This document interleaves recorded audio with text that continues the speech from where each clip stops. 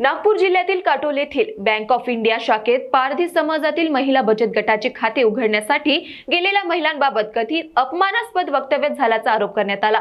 या घटनेची तक्रार प्रहार संघटनेकडे करण्यात आल्यानंतर दिनेश निंबाडकर, अजय पांडे, अभिनय सातपुते आणि समाजाच्या प्रतिनिधी नेहा राजपूत यांच्या नेतृत्वाखाली महिलांनी बँकेत जाऊन तीव्र निषेध नोंदविला। त्यानंतर शाखा व्यवस्थापक आणि संबंधित कर्मचाऱ्यांनी महिलांची जाहीर माफी मागत भविष्यात भेदभावपूर्ण वर्तन होणार नाही अशी ग्वाही दिली।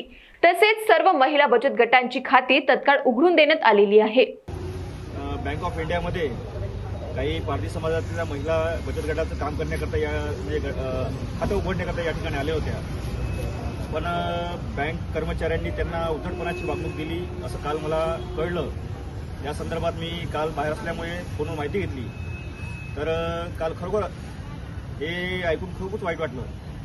ॲक्च्युली डॉक्टर बाबासाहेब आंबेडकरांनी आपल्याला संविधानाचा अधिकार दिलेला आहे, सर्वांना समान अधिकार दिलेला आहे। यामध्ये कोणीही जातीभेद बाळगू नये असं त्यांनी स्पष्ट म्हटलेलं आहे। असं असताना देखील आज आपल्या या समाजामध्ये, भारतीय समाज म्हणा किंवा इतर समाजामध्ये बँक कर्मचारी अशा प्रकारची वागणूक देतात, हे ऐकून खरोखर वाईट वाटत आहे। या घटनेचा आम्ही प्रहार संघटनेच्या वतीने या ठिकाणी तीव्र निषेध व्यक्त करतोय आणि संबंधित बँक कर्मचाऱ्यांना या ठिकाणी त्या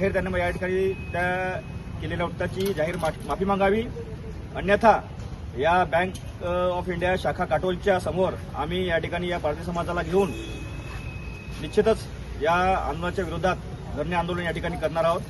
म्हणून माझी त्यांना विनंती आहे की आपण आपल्या तोंडून जे काही वाक्य निघाले असेल त्या घटनेचा या ठिकाणी जाहीर त्यांनी निषेध म्हणून आम्हाला एक पत्र या ठिकाणी द्यावं आणि त्यांची जाहीर माफी मागावी। धन्यवाद। Bureau report, Mahanews 7।